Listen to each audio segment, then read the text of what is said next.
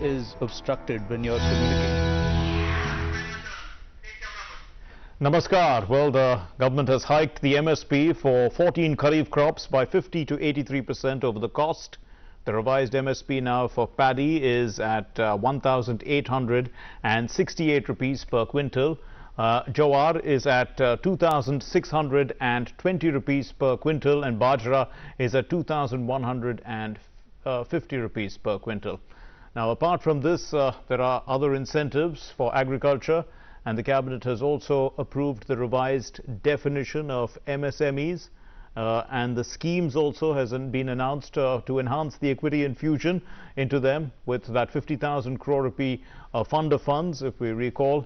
Now, there's also the credit scheme for street vendors, and it's called the PM Swanee D, which stands for the Street Vendors Fund, and it will be given to they will be given a credit of about 10,000 rupees each, which is returnable in installments over a one-year period. All this is going to be in focus tonight. Besides this, we have Unlock 1, which commenced today, and some good news that the monsoons have hit Kerala, but they are also likely, this could also become a cyclone, but the monsoons are likely to be normal. So let's begin with the headlines. My name is Mark Lynn. The Prime Minister chairs the first cabinet meeting of the second year in office. Historic decisions for the MSME sector taken. The MSME definition has been revised for the first time after 14 years. 20,000 crore rupees package given to distressed MSMEs. 50,000 crore rupees equity infusion through fund of funds. Special microcredit facility scheme, PM Swanee D, that is Street Vendors Atmanirbhar Nidhi, launched loans to street vendors. Over 50 lakh people, including vendors, hawkers, are likely to benefit from the scheme. Igniting the spirit of Jai Kisan, the government keeps its promise for fixing MSP at a level of at least 1.5 times of cost of production for the Kharif season 2021. Repayment dates for short-term loans for agriculture and allied activities extended. Prime Minister Modi launches Champions, a technology platform to empower MSMEs. The portal will help making the smaller units big by solving their grievances, encouraging, supporting, helping and hand-holding. Prime Minister Narendra Modi says that our singers, artists have launched a creative campaign to raise the morale of the country amid COVID-19 pandemic. The Prime Minister was addressing Spikmakke International Convention.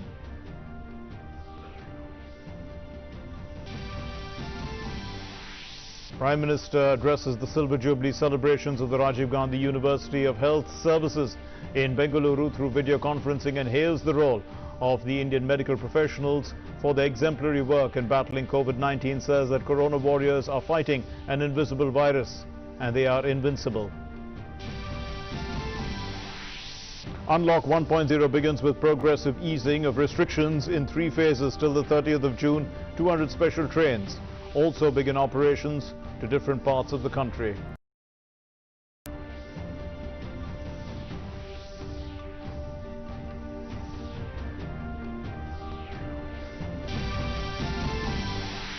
The number of active coronavirus cases crosses 93,000 mark, while nearly 92,000 people have recovered from the disease in India. The recovery rate improves to 48%. Globally, more than 62 lakh people are affected by the virus. The southwest monsoon keeps its date with Kerala. Parts of the coastal state received the first monsoon showers. The monsoons are most likely to be normal over the country. Meanwhile, the coastal areas of Maharashtra and Gujarat brace for cyclone Nisarg, which is likely to hit on Wednesday. And in the international news, violence erupts in cities across the United States, sparked by the death in police custody of an African-American, George Floyd. Curfew has been imposed in nearly 40 cities. Our top story: Prime Minister Narendra Modi chaired the first cabinet meeting of his second year in office in the second term, and several key decisions were taken in this meeting. The union ministers Nitin Gadkari, Prakash Javadekar and Narendra Singh Tomar had a press conference. They told us about these decisions. The cabinet approved the upward revision of MSME, the revision of the MSME definition, in fact. A roadmap for implementing the remaining two packages for the MSMEs. These packages are the 20,000 crore rupee package for distressed MSMEs and the 50,000 crore rupee equity infusion through the fund of funds.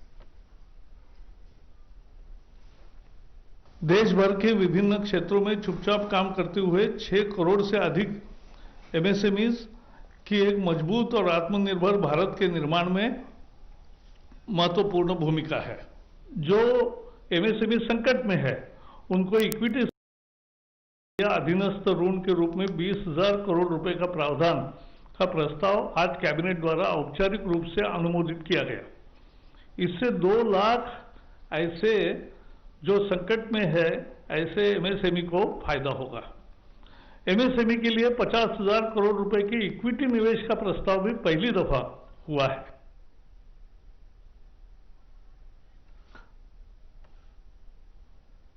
अब ये जो fund of fund हमने जो create किया हुआ है, ये बहुत ही आधार पर जो कमजोर एमएसएमई है, जो आर्थिक दृष्टि से एनपी अकाउंट हो गया है, बंद पड़ी हुई है, उनके कारण सबसे बड़ा इसका रिस्ट्रक्चरिंग करने के लिए उसका उपयोग होगा। उससे वो इंडस्ट्री वायबल हो जाएगी। और ये 20,000 करोड़ का फंड है, तो करीब इसका 2 लाख एमएसएमई यूनिट को फिर से शुरू करने में, जो वो विशेष रूप से डिस्ट्रेस में है, उनको इसका फायदा होगा।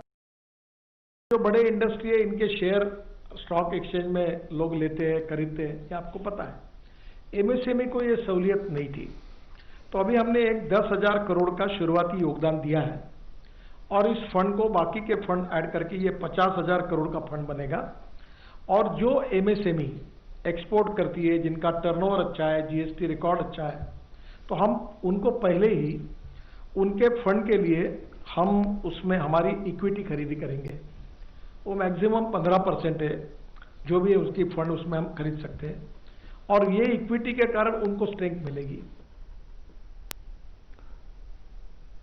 Nitin Gadkari there speaking in his capacity as the Union Minister for Micro, Small and Medium Industries. Now moving on to our next story then, the Union Cabinet also approved an increase in minimum support prices of 14 Kharif crops. The increased MSP will ensure a price which will be 50% to 83% more than the cost of production. आज फिर कृषि लागत एवं मूल्य आयोग की जो recommendation है 14 फसलों के लिए वो आ गई हैं। जैसे धान को देखेंगे तो लागत का 50% अधिक मुनाफे को ध्यान में रखते हुए 1868 यह घोषित की गई है। इसी प्रकार से ज्वार हाइब्रिड को देखेंगे तो ये इसमें भी 50% मुनाफा हो, इस दृष्टि से 2620 घोषित की गई है। बाजरा को अगर हम देखेंगे तो 150 उस 83% को ध्यान में रखते हुए 2150 घोषित किया गया है। इसका लाभ निश्चित रूप से किसानों को बड़ी मात्रा में अगले बार होने वाला है।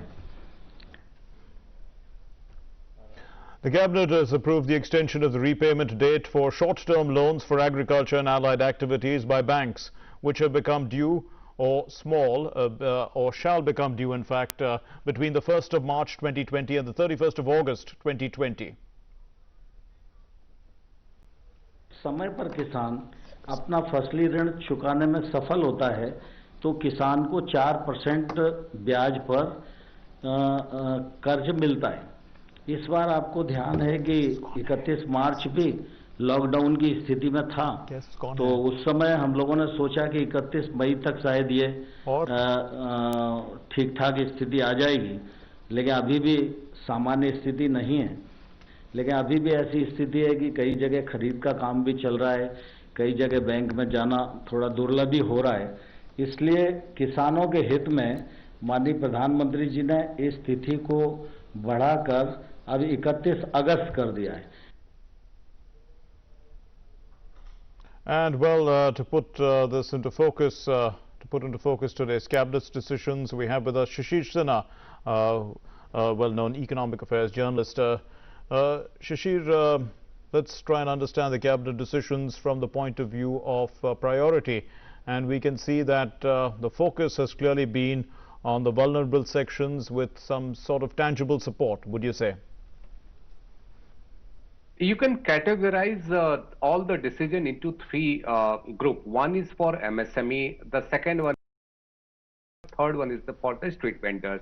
When we talk about MSME, the most important is the change in the definition or further modification of definition. Yes. And another thing is that now the export earning will not be taken into consideration when we are going to define the MSME.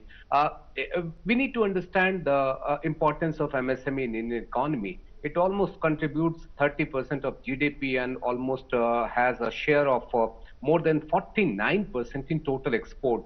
So their export earning is much higher.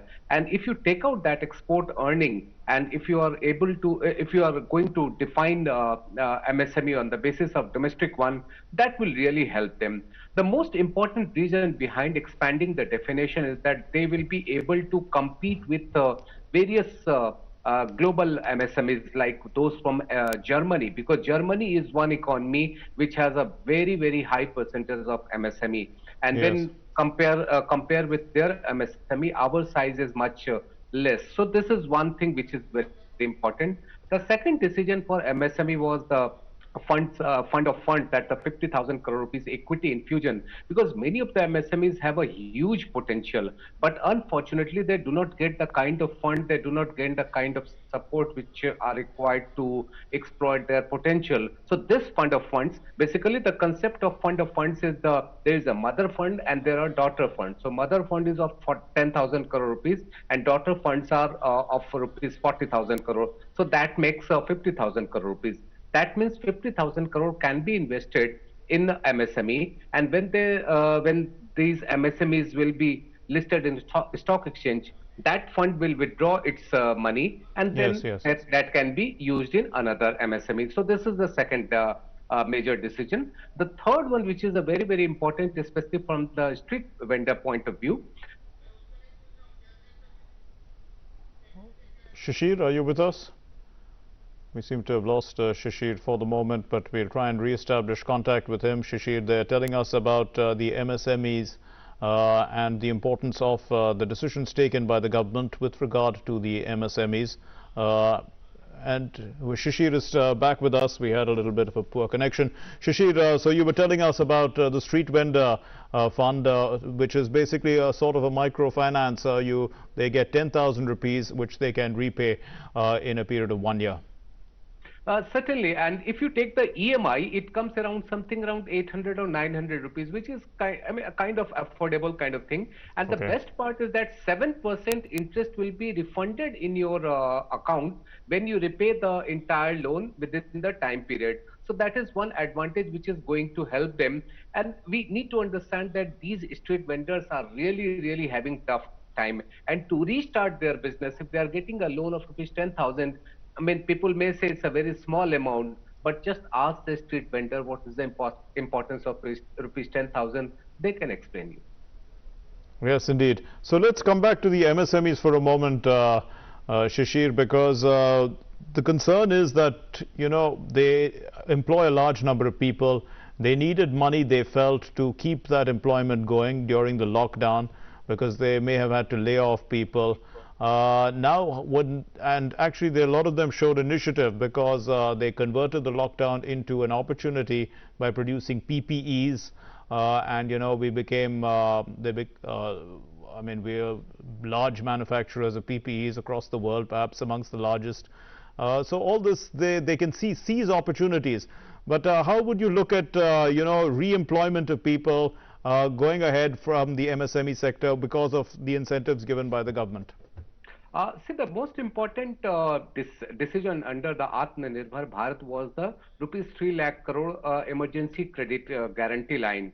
And if I take a tweet from the finance ministry, it says that rupees 3,000 crore has already been dispersed among MSME, and that can be used for repaying wages, that can be used for starting the machineries and all those necessary things which has to be done initially. So I think this fund is really going to help MSME. Of course, there will be criticism that why you are insisting MSMEs to go for a loan, why you are not giving a kind of direct support kind of thing, or direct cash kind of support kind of thing. But we need to understand that there is one portion has already been under the direct cash support in terms of 24% of EPF contribution for those MSMEs who are having, say, people employed say 100 people employed, and 90% of the people employed are earning more than less than rupees 15,000. So for them there is already a direct cash transfer kind of thing. But for the larger section of MSME, this particular fund is really going to help them, and the interest amount is just 7.5%. So there will not be much burden on MSME thing.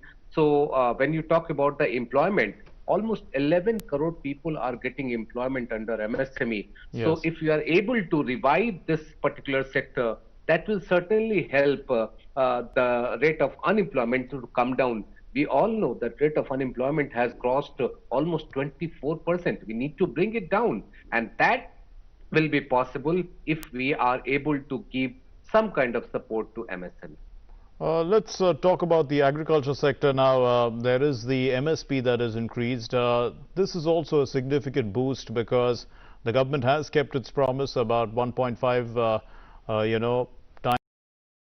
That is important, 50 to 83% over the cost. And the revised MSP for paddy now is at 1,868 rupees per quintal. Jawar at 2,620 rupees per quintal, Bajra 2,150 rupees per quintal. How would you look at these incentives? MSP has always been a good incentive for the agriculture sector. There are two aspects. See, on the one hand, we are seeing good sowing of kharif crops. Yes. So farmers will be encouraged if they are able to find that how much money they are going to get of their crop after, say, October or November. So that will really help them to go for more and more sowing. But at the same time, we need to devise a mechanism to ensure that the benefit of MSP is reaching the farmers. We all know that almost 86% of our farmers are small and marginal farmers. They have a very small size of plot to go for farming. And for these farmers, getting MSP is not very easy. We also need to remember one thing, that farmer is the only producer who doesn't have a kind of freedom, unlike other producers, to fix the price of their produce. So at this moment, when we are talking about higher MSP, almost 1.5 times or 50% more than the cost, we also need to ensure that the farmers should get, and farmers must get, the benefit of MSP. That means their produce are picked up at MSP, and especially for the small farmers who have some problem in taking their produce to mandi or taking their produce to market. I mean, the cost is very high. So for them, if we encourage farmer producer organization in a much bigger way, that will really help these Yes. small and marginal farmers to get the benefit of MSP. Also, the repayment of loans, of course, there has been extended, and it should be extended because of the lockdown and the concerns of the economy.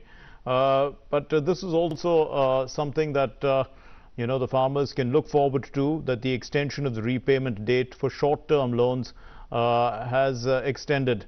Those due loans that were due between March and August has now been extended. Certainly. See, this is a short-term crop loan of up to rupees 3 lakh. And when a farmer takes a loan, the government is already paying a kind of subsidy in terms of interest subvention of 2%. So they get loan at 7%. And if they repay timely, they get additional 3% interest benefit. That will be possible only if they repay that. The last date for that particular scheme was May 31st.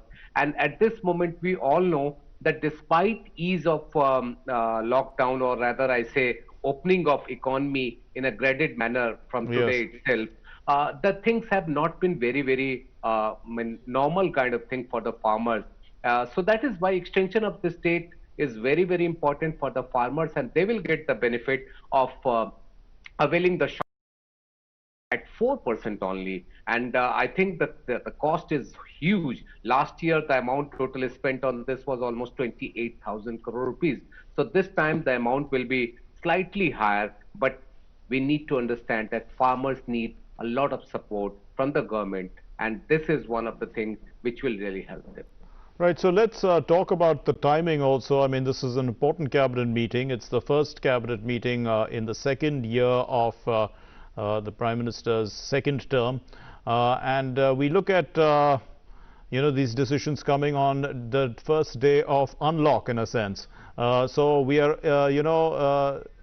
it is like unlocking, in a sense, unlocking the potential of the economy, giving it a sort of a boost, and giving that sort of encouragement to the entrepreneurial spirit, in a sense, to try and come out and take forward what is lying latent, what is lying, the potential that is that has been kept aside for some time. But of course, all this with precautions because we are still fighting the coronavirus. Certainly, and when you talk about the entrepreneurship, I mean, MSME is the best example of entrepreneurship in our country. Almost 6.5 crore MSMEs are functioning, and many of them are the micro units or the small units, and very limited number of the medium kind of industries. So entrepreneurship is a good, MSME gives a good example of entrepreneurship, and giving that much support to MSME is very important. But at the same time, when we are talking about opening of or we are talking about easing the lockdown, we need to have a much better coordination among the state. See, the problem, what is happening, many of the MSMEs are facing a problem that their laborers are in another state. Take the example of NCR. Many of the laborers are staying at, say, Gurugram, or staying at Greater Noida or in Noida. And if they have a unit in, say, Narayana in Central Delhi, or in Mayapuri in Central Delhi, traveling to and from is not easy because of the border issue.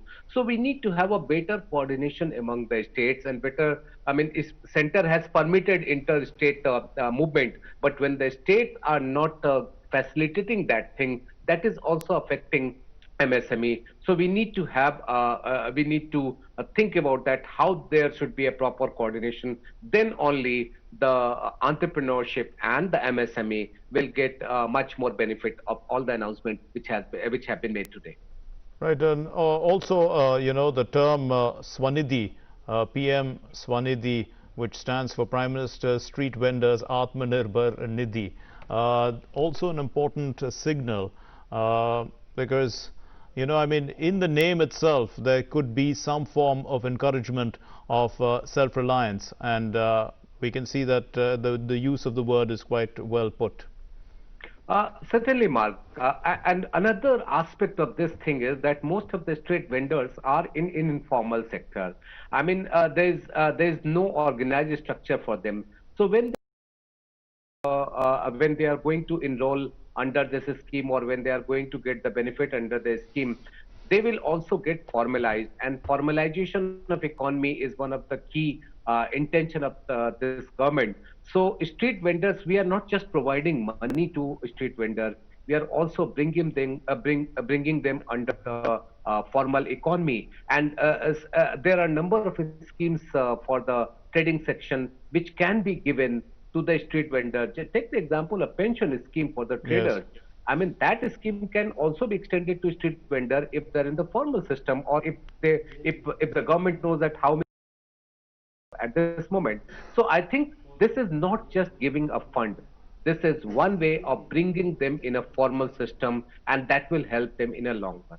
So in a final analysis, we can say it's a good day for Indian agriculture, because there's also good news that the monsoons have hit Kerala, and the monsoons are going to be normal, the incentives that the government has given, it's committed to the agriculture sector, and we can see that from that primary sector, the Indian economy can recharge in a sense. Of course, it has been a very good day from the economy point of view. But when we are talking one news which is certainly going to have some kind of impact on overall economic thing, and that is rating downgrade by Moody's. That will certainly help. That will certainly be a bad news at the end of day. But still, I think the decisions which have been taken by Union Cabinet will help the agriculture sector, will help the MSME sector, and now time has come to follow what Moody's have said to make economy much more resilient in this time. Right. Thanks very much, Shishir Sinha, for joining us with your inputs. Thanks very much. Now, moving on to our next story. The Rajya Sabha Chairman M. Venkaiah Naidu and the Lok Sabha Speaker Om Birla on Monday held a detailed discussion on holding the ensuing monsoon session of Parliament in the context of the coronavirus-induced norm of social distancing. So they've taken note of the report suggesting that the fight against coronavirus and COVID-19 disease is likely to be on the long-term one, a long haul, and both the presiding officers have underscored the need to adopt technology to enable Parliament sessions as a long-term option to tide over situations when regular meetings are not possible. With regard to the ensuing monsoon session of Parliament, they have directed the Secretaries General to examine the feasibility of using the Central Hall of Parliament appropriately to ensure social distancing.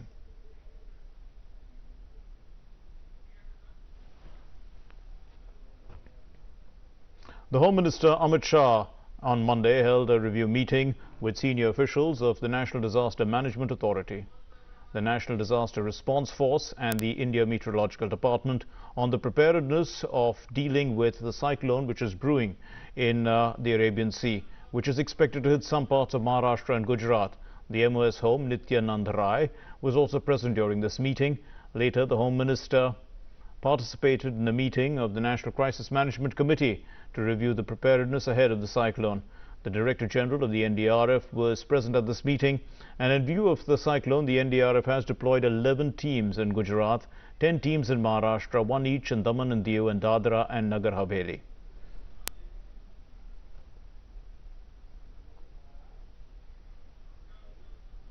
The first phase of the nationwide unlock begins with progressive easing of restrictions. Unlock 1 will allow a phased reopening of most activities across India. Government also allowed unfettered movement of goods and persons between states and within states. All prohibited activities will be allowed outside the containment zones.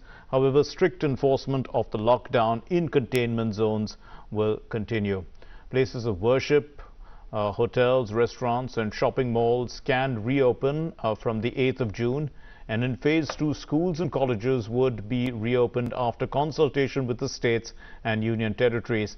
The state governments and the union territories are being advised to consult with parents and other stakeholders. Based on their feedback, a decision would be taken whether to reopen schools in July. According to the Home Ministry, the lockdown would continue to be implemented strictly in the containment zones.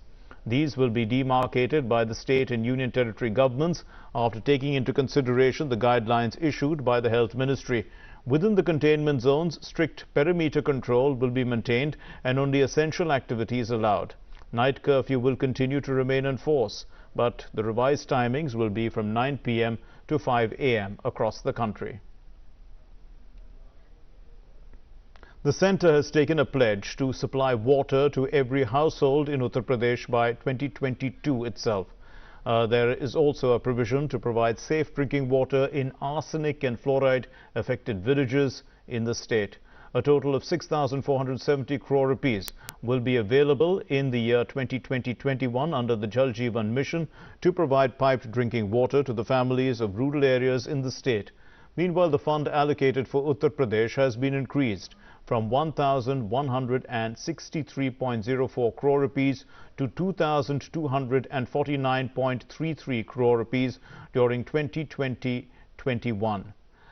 Approximately 54 lakh connections are expected to be provided in 12,515 villages, and they will have piped water supply system in the next 4 to 6 months in the state, while tap water connections will be ensured in mission mode to the remaining families in the state.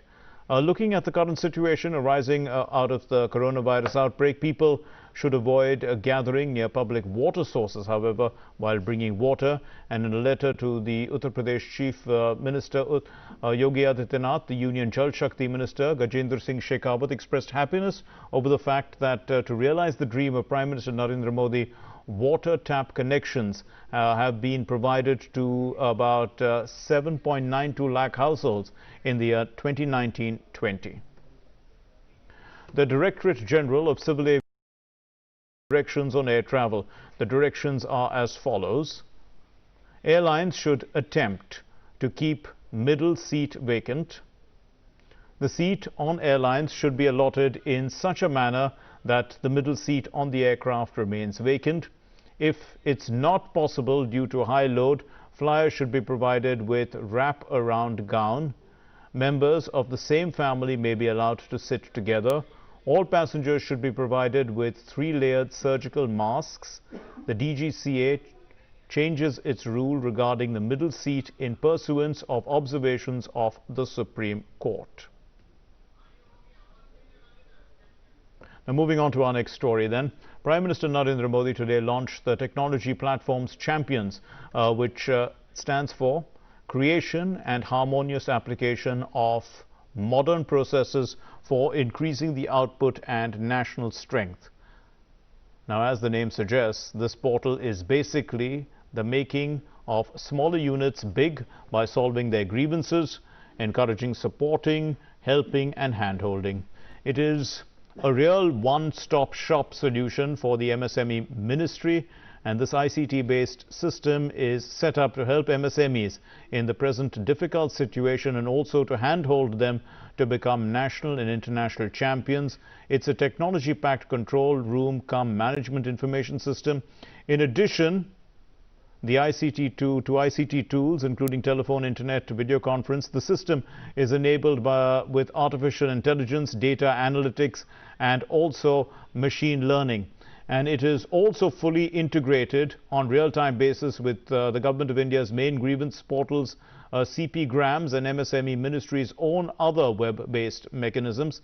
The entire ICT architecture is created in-house with the help of NIC at no cost.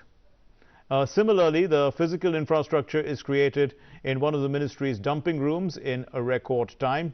And as part of the system, a network of control rooms has been created in a hub and spoke model. The hub is situated in New Delhi in the Secretary MSME's office. The spokes are in the states in various offices and institutions of the MSME ministry. Now, as of now, 66 state-level control rooms have been created and are functional. They are connected through video conference. Also, in addition to the portal of champions, a detailed standard operating procedure has been issued to the officers and staff, and they have been deployed, and training has also been conducted for them. There's been a spike in COVID-19 cases in Delhi. Meanwhile, the Kejriwal government has taken some decisions. From today, all shops will open together, which earlier used to open on an odd-even basis. All the restrictions of one person in auto rickshaw and e-rickshaws has been done away with. Saloons have been permitted to open in Delhi, while spas have not got any permission to open. Also, only two-wheelers, 2 persons are allowed to ride. And the rule of just 2 persons riding in a car has also been done away with, while for the next 7 days, the Delhi government has sealed its borders with Haryana, Uttar Pradesh. Only essential supplies can continue.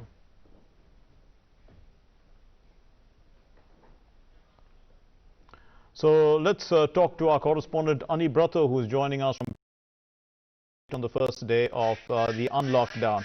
Well, Anibrato, let's take a look at what's happened on day 1 of unlock.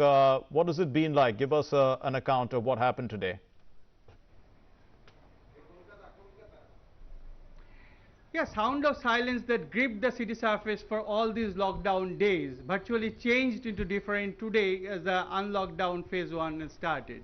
And we have found a large number of people throng the city street, and busy thoroughfares of Kolkata witnessed, in the early morning, traffic snarl that lasted for several hours.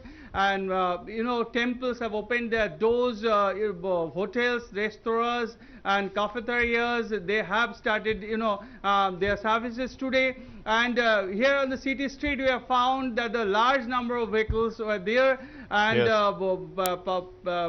Government buses were on the street. The private bus operators didn't run their bus, as they remained diehard not to do, because the government didn't endorse their proposed fare hike. Otherwise, the city is witnessing something different. Today is a normal sense of activities everywhere, and the city, witnessed normal hustle and bustle. That is the natural, phenomena of Kolkata in normal days.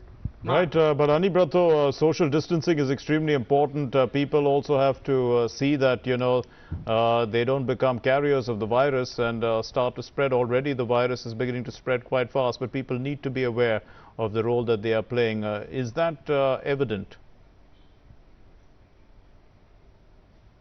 Yeah, as you know, we have found today, that the AC and non-AC passenger train services were there. 18 pairs of train services we found from the Shialda and Howrah stations, and the Kolkata airport also witnessed hectic activities, because 80 pairs of flight did to and fro journey. And otherwise, the state government has said that all the government and the private institution will run in full swing from the 8th of this month, and in other ways the government is yet to take decision to open this, the educational institutions. That will take decision in the later half of this month, but in the next month. And otherwise, as you know, the West Bengal is facing several sorts of crises, because only few days beforehand, this super cyclone Amphan ravaged several coastal districts in Bengal, and the 5 columns of army are still pressed into service. They are now in South 24 Pargana district, and NDRF team is there,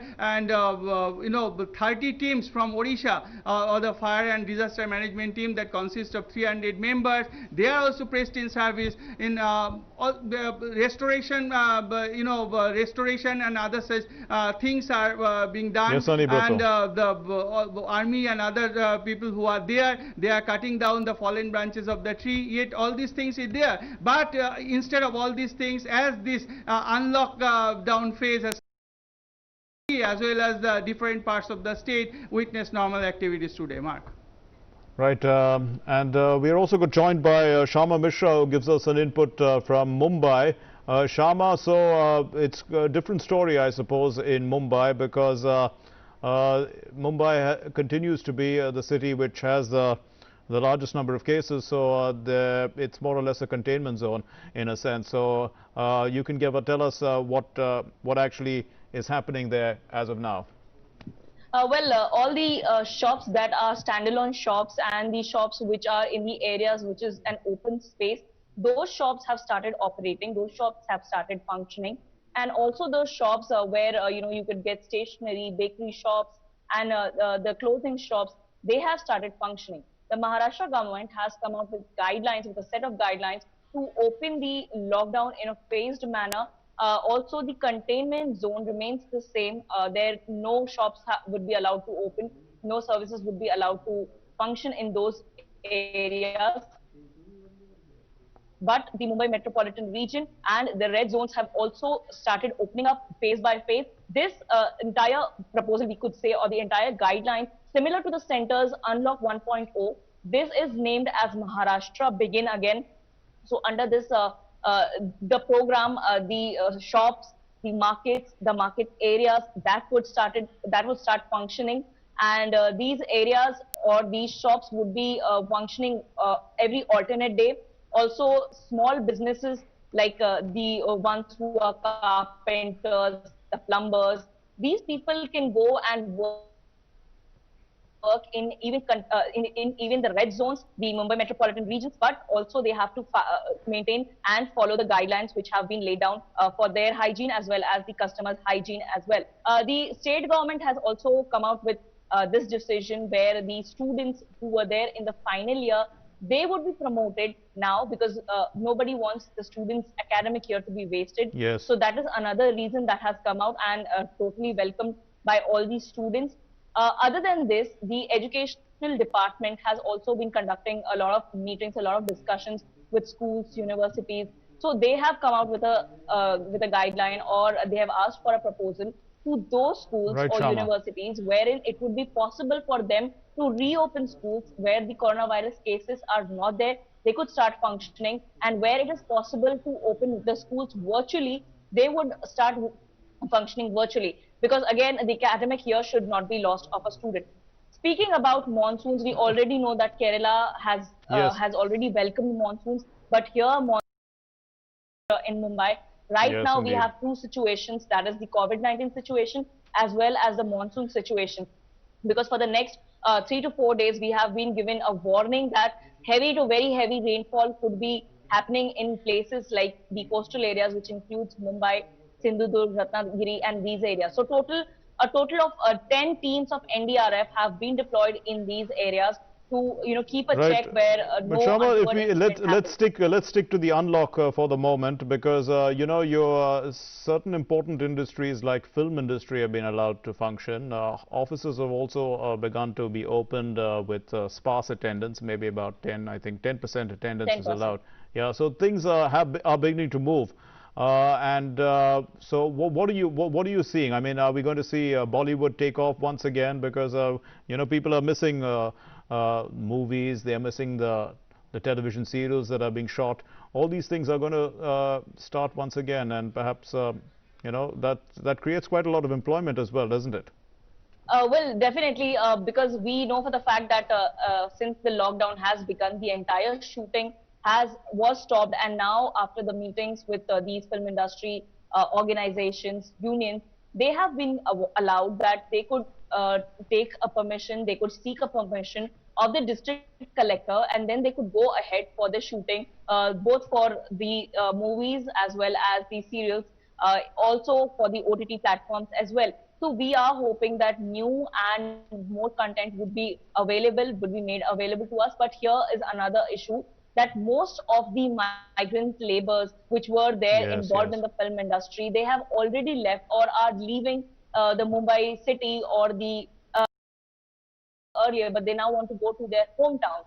So this is another question, another issue that will be faced by the movie directors or the producers that are wanting to shoot for new films or ads or whatever they are planning. Another thing that you also spoke about, that the offices, the private offices have been allowed to function, but with a 10% attendance, and certain guidelines are everywhere. The certain guidelines that have to be followed are mentioned, like the windows of the offices would be open throughout the day. People, Okay, it's already yes. 10%, so there would be social distancing Right. that would be followed. People have to wear the employers, everyone would be in mask, and if possible, they could be given gloves and face True. shields. Sanitizers would be provided at all the touch points if possible. So these would be the new normal guidelines that we would be following in unlocking India and beginning the Maharashtra state again. A final word about beaches and gardens. They've also been open. Parks also have been open, but strict guidelines, isn't it, with regard to these areas, because they are also intrinsic to the life in Mumbai. Yes, the people have been allowed to go for their morning walks, morning jogs, but the guideline under the guideline from 5 p.m. to 9 p.m., 5 p.m. to 9 a.m. That remains, and sorry, 9 p.m. to 5 a.m. that remains, and apart from this, the gardens and these places, apart from the containment zones, that would have started functioning, but people are also very aware Obviously, now, they are and aware. they are also following their guidelines, which they were following under the lockdown for almost 3 months, for 2.5 months. They would be practicing this is another, we could say, an important advice, a piece of advice from the Joggers Association, from the Runners Association, that if you are planning to run or if you're planning to jog, be in an area where there are less people, so you don't have to wear a mask, because if you wear a mask and then you run, then there would be possibilities where you are facing shortness of breath and issues that you are fainting. So avoid these issues, and if possible, avoid running for now. These are the advices coming out from the Runners Association. But definitely these parks and the areas are also sanitized by the BMC, or elsewhere in Maharashtra they are sanitized by the respective administration, and all the efforts are maintained, all the guidelines are maintained, and that is expected from the people as well. Shama Mishra and Anibrato, thanks very much for helping us understand what's happening on the first day of Unlock 1. Now, moving on to our next story, public bus transport has resumed across most parts of Tamil Nadu after a further relaxation of lockdown norms came into effect today. The 37 districts in the state have been divided into 8 zones for the purpose. Ban on public transport, however, will continue in Greater Chennai, Chengalpet, Kanchipuram and Tiruvallur districts. Movement of people and transport can resume within the zones without e-pass. Around 50% of the buses are being operated in the state. To maintain social distancing norms, only 60% of seats are being used, 30 to 35 passengers in a Mofussil bus and 20 passengers in a town bus. Passengers have to board through the rear entrance and disembark from the front entrance of the bus. So there's no change in the fares, and the passengers are allowed to pay for their tickets in cash. Everyone on board will have to wear a face mask, and the fleets will be disinfected on reaching the destinations. However, interstate and inter-zone movement of buses remains banned. People have to avail e-passes for such travel.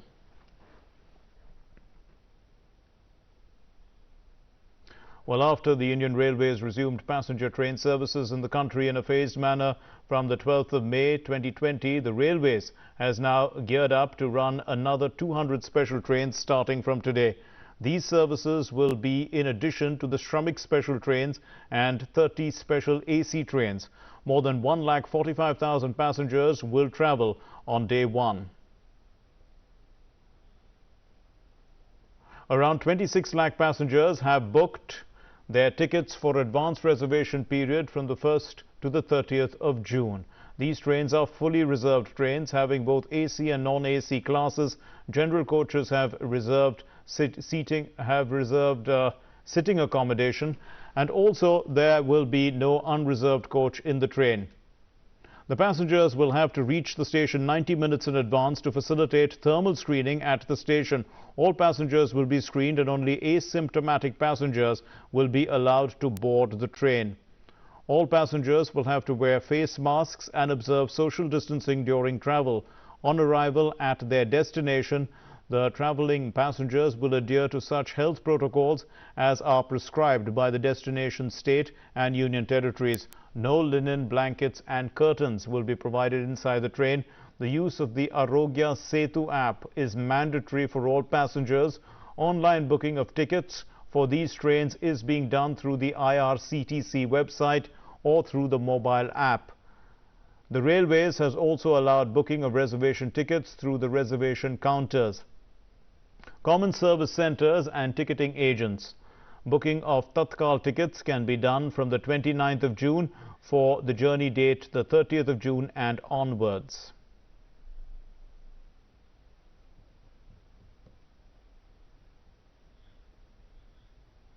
Another flight with 165 passengers from Bangladesh departed to repatriate stranded Indians. This is in Kolkata.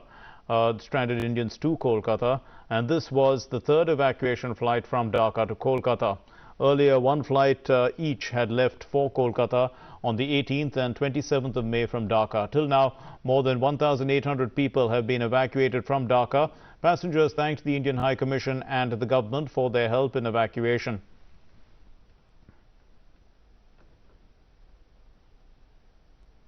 Prime Minister Narendra Modi has inaugurated the Silver Jubilee celebrations of the Rajiv Gandhi University of Health Sciences based in Bengaluru via video conference, and the university is working towards realizing the dream of Prime Minister to make the country self-sufficient in combating the pandemic of coronavirus.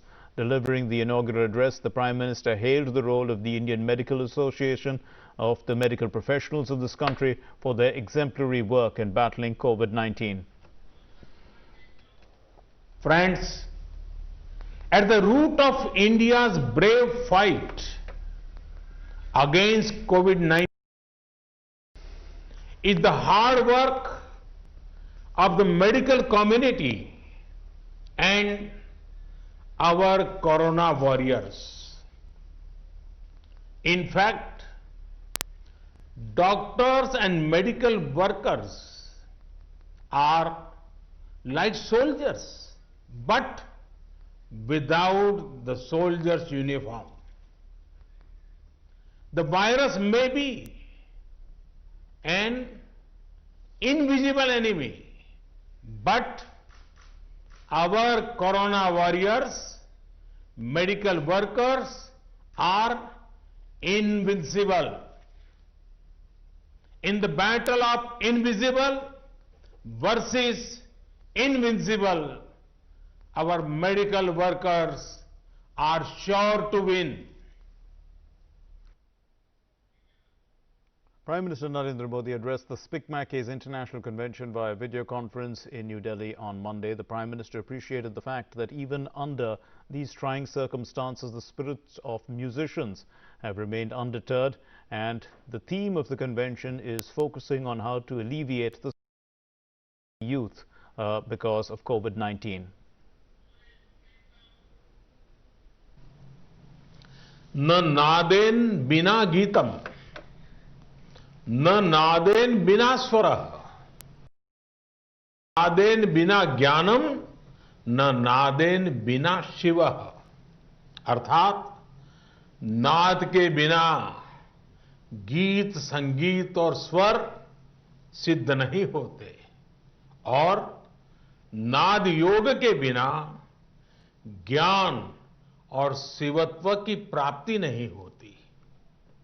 और शिवत्व का मतलब है आत्मकल्याण। शिवत्व का मतलब है मानवता का कल्याण। शिवत्व का मतलब है मानवता की सेवा। इसलिए हमारे यहां संगीत केवल अपने सुख का ही नहीं, बल्कि साधना और सेवा का भी माध्यम रहा है। Well, let's now take a look at the latest update on the COVID-19 situation across the country. So, according to the Health and Family Welfare Ministry, 93,322 active cases have been registered across the country, while 91,818 people have been cured so far. The total number of affected people has reached 1,90,535, and 5,394 people have lost their lives due to the COVID-19 virus so far. The arrival of INS Kesari at the port of Moroni in Comoros has highlighted exemplary ties between the countries in dealing with the coronavirus pandemic in an effective way. The Indian government is providing assistance to the friendly foreign countries in dealing with COVID-19 pandemic, and towards the same, INS Kesari, carrying a consignment of related essential medicines and a medical team, reached Comoros, and the 14-member specialist medical team comprises of Indian Navy doctors and paramedics to work alongside their counterparts in Comoros to render assistance for COVID-19 and dengue fever. The medical team also comprises specialists including medical and community specialists and a pathologist.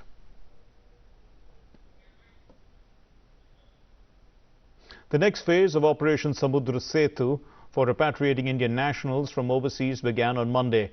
INS Jalashwa embarked with 685 Indian nationals from Colombo for Tuticorin in Tamil Nadu.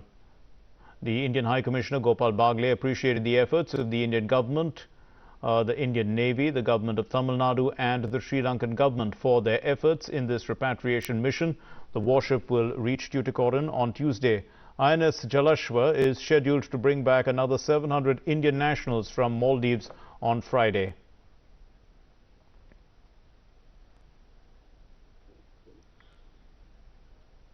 The EPFO has released 868 crore rupees in pensions along with 105 crore rupees in arrears on account of restoration of commuted value of pension. On the recommendation of the Central Board of Trustees of EPFO, the government one of the long-standing demands of workers to allow restoration of commuted value of pension after 15 years. Earlier, there was no revision, or there was no provision, in fact, for the restoration of commuted pension, and the pensioners continued to receive reduced pension on account of commutation lifelong. This is a historical step for the benefit of pensioners under EPS 95, and EPFO has now more than 65 lakh pensioners catered through its 135 regional offices.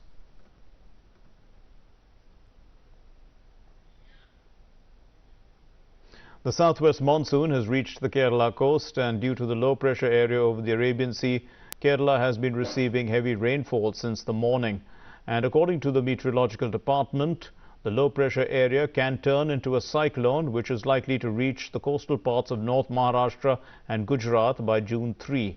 A yellow alert districts of the state, and according to the meteorological department, winds will move at a speed of about 120 kilometers per hour and due to the impact of the cyclone, and this is likely to cause some damage. More than 62 lakh cases of COVID-19 have been reported worldwide, including at least 3,71,000 deaths, and Brazil has more than 5,14,000 coronavirus cases. The country's 29,314 coronavirus deaths are the fourth highest in any country, trailing the US and the UK and Italy. Currently, the US has over 17,88,700 confirmed cases and 1 lakh deaths, 1,43,500 deaths. Now, regarding the fatalities, the UK continues in the second position after the United States with over 38,500 COVID-19 deaths, and they account for the highest fatalities in Europe. Russia is the third most affected country in the world with a little over 4 lakh confirmed coronavirus cases, but they have only 4,693 fatalities, which have a very high recovery rate as well. It is followed by Italy with more than 2,32,000 confirmed cases. France's coronavirus cases are continuing to decline with 1,89,009 patients currently being treated in hospitals. This has been a DD News presentation. Thank you very much for your time. Namaskar.